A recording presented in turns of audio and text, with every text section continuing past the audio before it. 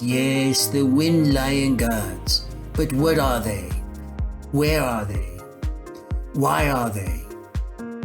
How are they? Who are they? Will are they? We will get into most of these questions, and I'll be sharing some tips on how to find them as well. But first, why don't you crush that like and subscribe button?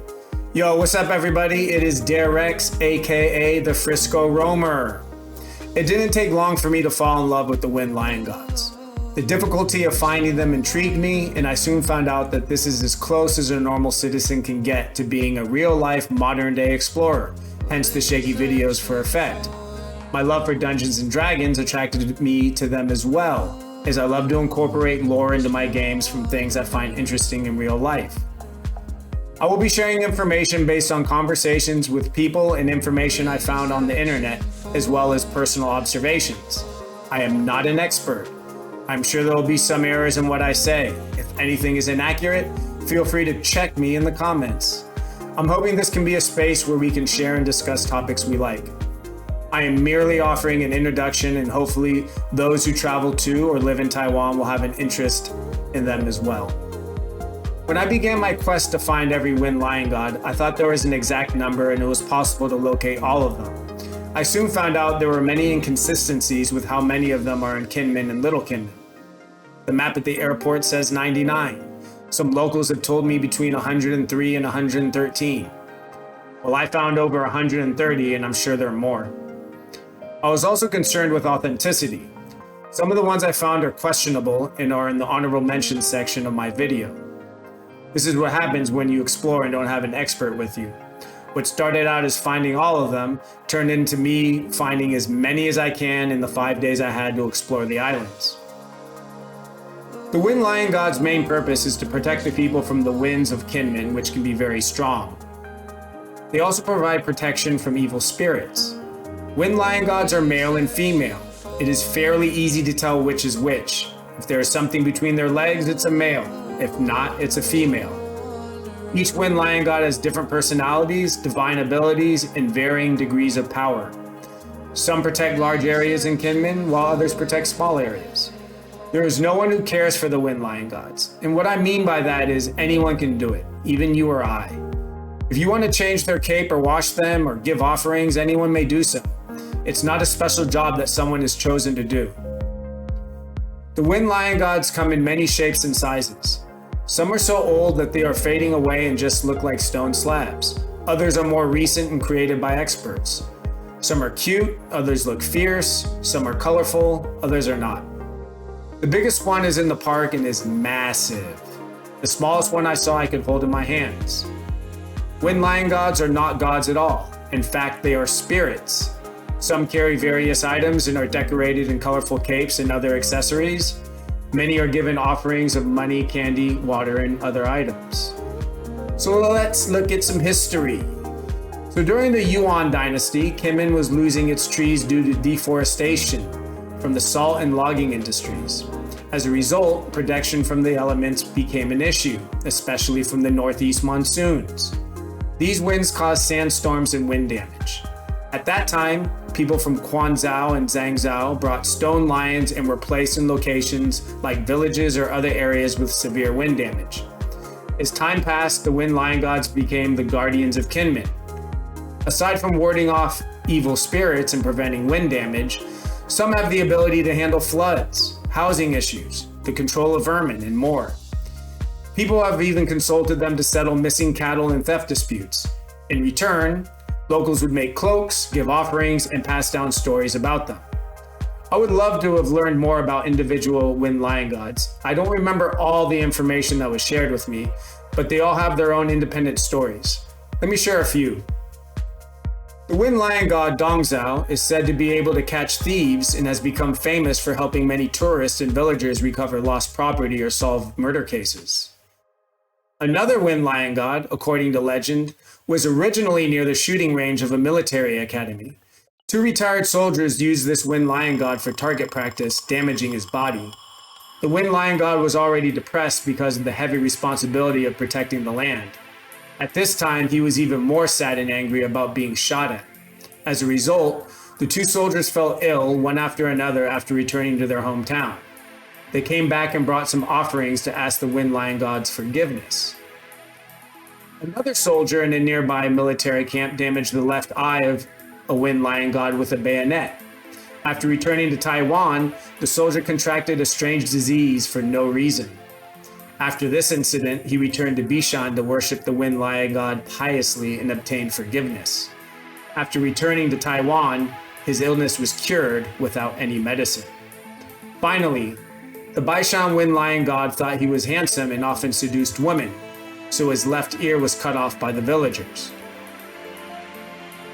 As I said before, I am not an expert and would love to hear more stories about individual Wind Lion gods, but I also have some questions. 1. How do modern day Taiwanese feel about the Wind Lion gods, especially Taiwanese on Formosa Island? Many that I've talked to knew little or nothing about them. 2. If one of the main functions of the Wind Lion gods is protection from wind, why are there no Wind Lion gods at beaches or on the coast? 3. I felt the Wind Lion gods were put in very random places. Perhaps years ago these places were special locations now forgotten. I mean, New York Chin and I really had to grind to find some of them. I remember one of them was like embedded in a small staircase that led to some random field outside a village. It was almost impossible to find. Why are many of them hidden away in overgrown fields, locked in people's storage rooms, or other very desolate places?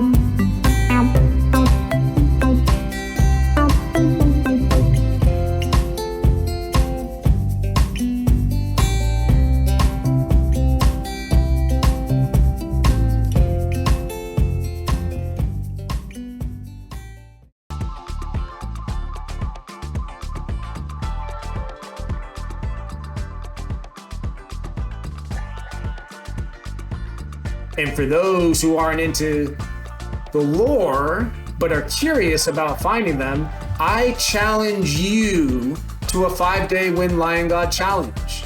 Can you find more than me? The only rule is no guides or professionals who know all the locations. You have to be a generic, regular person just like me. The Wind Lion Gods can be as easy as driving by and seeing one on a road, or as difficult as wading through a random overgrown field and finding a Wind Lion God hidden under the brush. They can be found on altars, rooftops, embedded in stone, and more.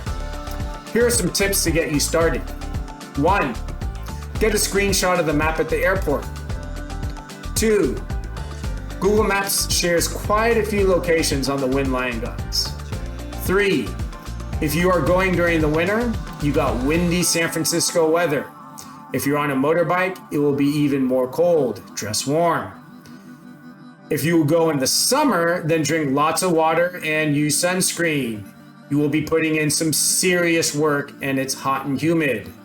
And finally, number 5, you are doomed to fail. Let me say that again. You are doomed to fail if you do not speak Mandarin and read Chinese. This challenge would take you out of your comfort zone. You will have to knock on people's doors and interact with people on the island. I can't speak Mandarin and I certainly cannot read Chinese. But instead, I brought the cunning, mysterious, and elusive New York Chen as my partner in crime.